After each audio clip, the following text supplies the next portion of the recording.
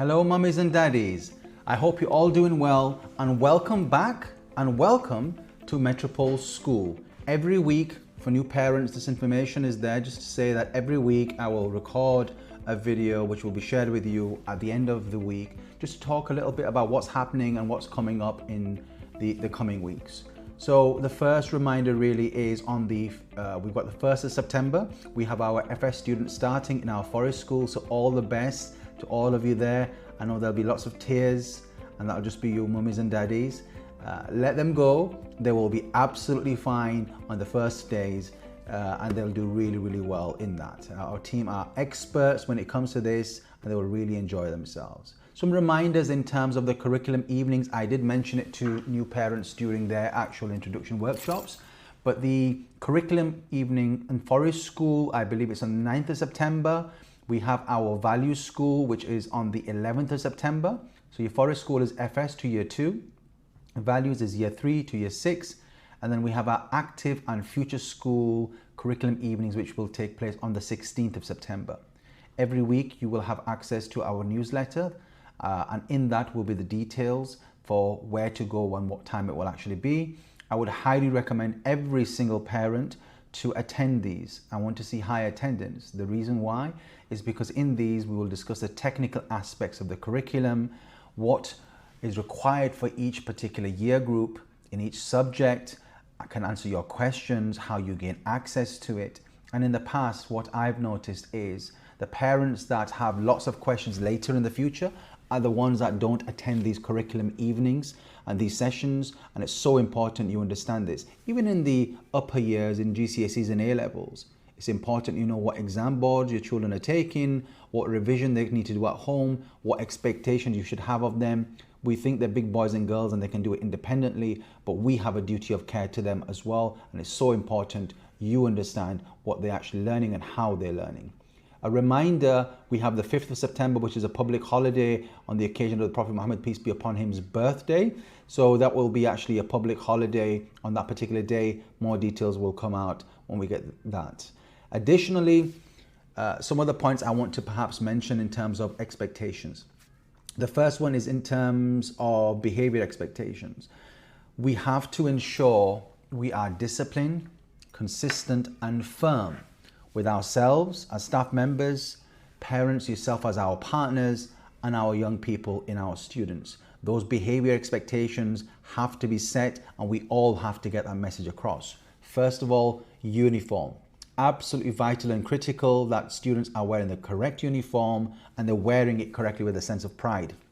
There may be some items that you're waiting for sizes, I respect that, but there's no excuse, for example, for our value school students or our future school students not to have their shirts tucked in. There's no excuse for that. That's not out of stock. That's just a behavior expectation that mums and dads and us at school need to have of our young people. There's no excuse to not wear the lanyard. We, as parents, actually, I see all of you wearing it all the time. And if you're not, you sign in and you get your sticker. But there are many students that are not wearing this. This is a safety measure. We all need to know who we are across the school, and it's so important to keep everyone safe in the community. We have our lanyards on at all times. So parents, if you don't have yours, collect them. Students, if they don't have them, highly encourage the lead teachers to get those distributed this actual week. So come Monday, we need to stop and hold to account when it comes to that. Being on time, attendance is so important. We have 182 school days in an academic year. Average, if a student was to miss 5 days in a year, their grade typically, according to research, drops down by 1 grade. So let's talk GCSEs and A-levels. If you are targeting a grade 6 and you miss 5 days, according to meta-analysis, that 6 would become a 5 just because of the absence of the curriculum that has been missed.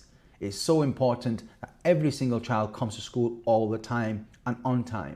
These expectations become habits in the first few weeks, which is why this is something that is a focus of ours.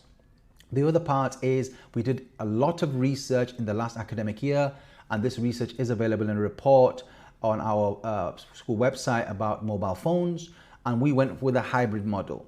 We basically said to our students that there will be certain zones at the back of the school, the tennis courts only, and at the front of the school in and around the arch. And of course, for sixth formers in sixth form, where mobile phones can be used 3 or 5 onwards, because of course they've got to call you at home, parents or drivers or whomever, guardians, to see where you are for them to be picked up. But during the day, there is no excuse for any phone to happen at all. These phones, at the moment, we're just reminding, but they will be taken in accordance with our school rules and behaviors, the parent-school contract. And then parents, you will be inconvenienced to come into school and collect it. It will not be given back to your child again. So you need to remind them and you need to conform. We all need to comply to these particular school rules. Please ensure there's ample phones around the school during the day that calls can be made home if there's ever a need to call home. Other than that, please respect these particular rules across the school. Then we have our beautiful receptions.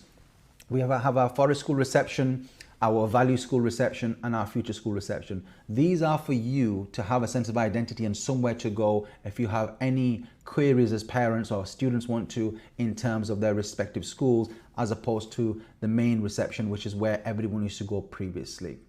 Another part is a reminder on Monday. In front of the school, you will see a blue line on the floor. And at the back of the school, you will see a blue line on the floor. This is what we call the GEMS Gateway. And the idea is that we want to focus on challenging students and parents and any adult at this blue line, the gateway.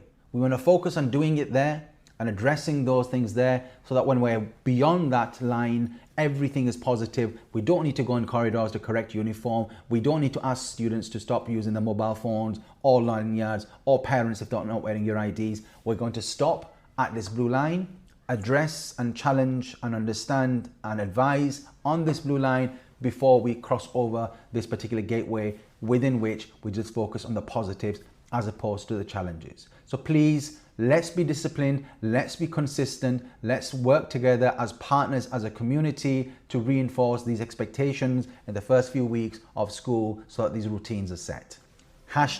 #community.